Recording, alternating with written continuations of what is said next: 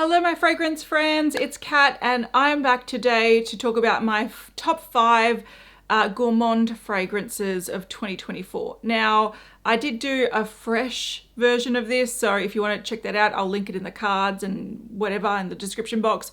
But that's where I talked about 6 fresh fragrances that I really enjoyed this year and that I do recommend if you like those types of notes. But if you are more into the sweet gourmand edible scents, this is the video for you. Now this year my gourmand collection has exploded simply because I realized that gourmands are delicious.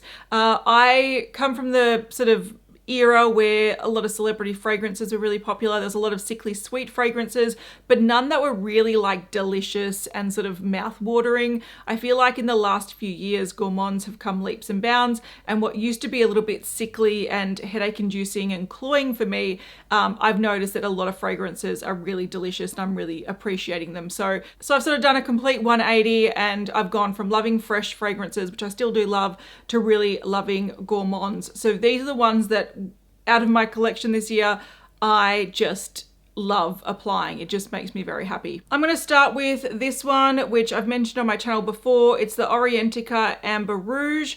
Now this is, firstly, it matches everything I'm wearing today, so go you good thing. This is sort of like a dupe for Baccarat Rouge, and I didn't like that. That doesn't get along with my body chemistry. It smells like isopropyl alcohol or cleaning products. Occasionally it will smell like a nice whiff of sort of fairy floss or cotton candy, but it's very faint and very fleeting. So when I heard that this is a dupe but stronger, I wanted to try it, and luckily there is zero alcohol sort of nastiness. I know that that is a body chemistry thing, so some people love Baccarat Rouge and think it's worth the money. For me, this is where it's at. So this gives me this really sophisticated, like, I'm sure you've all tried Baccarat Rouge or a dupe. This just gives me a really sophisticated sort of like burnt sugar, but a bit airy. It's just really delicious. I don't know if it's technically a gourmand. I think because it's very sugary for me, I would consider it a gourmand.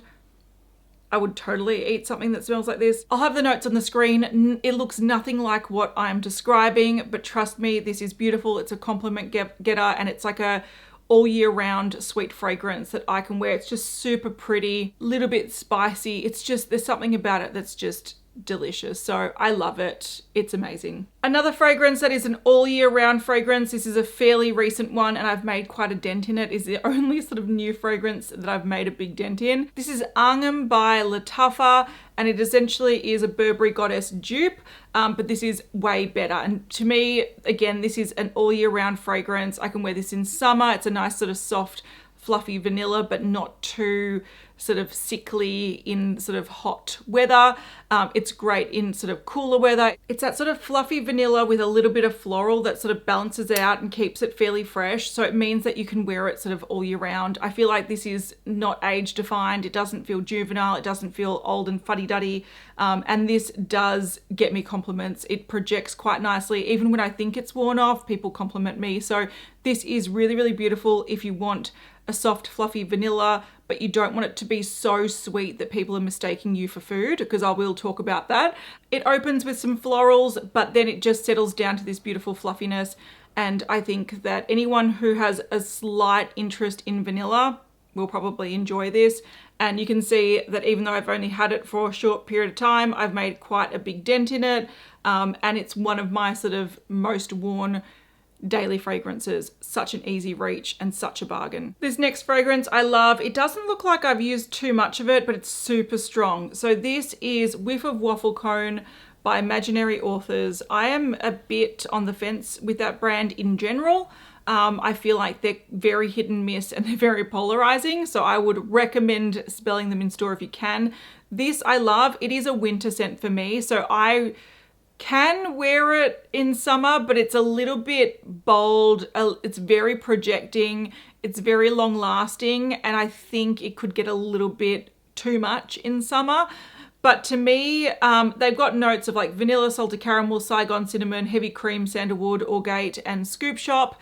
But for me, this smells like maple syrup, but it has a like a almost slightly smoky, woody sort of closeness to it. So it projects maple syrup. It's very, very sweet, very edible. But then if you smell your skin close up, there's a woody sort of smoky note that makes it kind of a little bit more elevated. This is obnoxious. Like, this is so bold. It's the strongest fragrance I think I have in my collection. I love it. I think it's so interesting and so delicious, but I have to say this is one of those fragrances that people won't think that it's a fragrance, they'll think it's food. So unlike something like Angum, where they'll say, oh, your perfume smells amazing, this they'll say, what smells like maple syrup? So this is one of those things that can be a little bit off-putting for people because it actually doesn't smell like a fragrance. It makes it smell like you're smuggling maple syrup pancakes in your bag.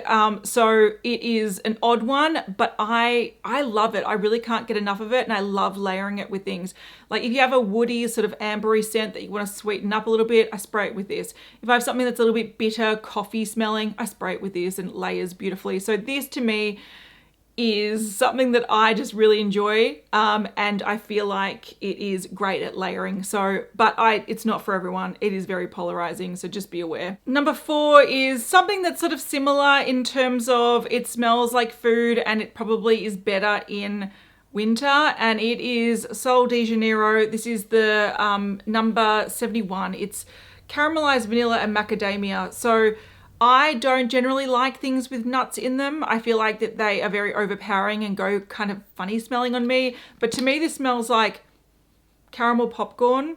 There's a huge buttery popcorn note to this, which is a bit gross, but at the same time, it's also quite delicious. And because it is just a body spray, it does settle down to this beautiful sweet caramel. And I really like caramel scents. Again, this is a banger to layer on things. So if something is, you want to add a little bit more caramel to it, I layer it with this. I have actually tracked down some fragrances that are perfume versions of this. So from like sort of dupe brands. I might do a video when I get sort of more familiar with them because I got them fairly recently. But this is something that I just really love using. And yeah, I don't use heaps of it because it is very strong. For a body spray, this is really strong. You can put it in your hair, but I just think it's really, really yummy. And even though there is a grossness to it, I think it's just such a good caramel scent. And if the popcorn's weird, it does sort of fade down, but I really, really like this. So this is one, again, it's a winter thing for me. It's a beautiful layering thing. It is one of those things that people will mistake it for food a little bit, but I really like it. I really enjoy using this. So there's that. Number 5, we're taking it back to slightly more fresh, slightly more sort of all year round. This I only mentioned at number 5 because I got it, it's the most recent one that I got out of these. So it's the one I've used the least, but it's my favorite marshmallowy scent. So this is Killian Princess, or the long name is I Don't Need a Prince by My Side to Be a Princess. Now this one, the notes on Fragrantica, I believe it's ginger, green tea, and marshmallow. There was an old version of this in an old bottle. They brought it back in this version. Now, I think the note breakdown of the old version on Fragrantica is more accurate than this because I do get some citrus freshness in the opening. Definitely citrus. So for me, this is a very fresh, it's like citrus, slightly green, a little bit gingery, and then it fades down to this beautiful sort of vanilla marshmallow, but it never gets cloying because those fresh notes keep it light and elevated. So for me, this is the perfect summer marshmallow. It can be all year round marshmallow. It's just very sort of pretty and feminine, and it makes you just feel like you want to wear a beautiful dress and just like exude femininity. It's really beautiful, but it's not obnoxious, and it's not like, oh, I'm throwing marshmallows at your face. This is a really subtle, pretty one.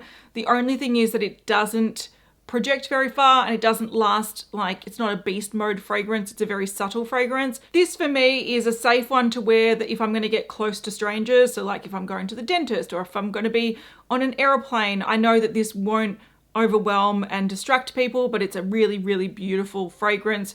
If you like the idea of marshmallow notes, but you don't want it to be cloying and too sickly sweet, this one is beautiful. I love it. I love it. It's just, again, really easy wear, nothing really offensive about it. The only thing is I wish it lasted a bit longer. That's it. On the screen, I will have linked my Freshie video, but also my most used fragrances according to Fragrantica. So I'm going to do a short on that. So they'll be linked on the screen. So let me know in the comments what your favorite gourmand fragrances of the year are, or your most worn ones. And I'll love to chat to you there. Bye.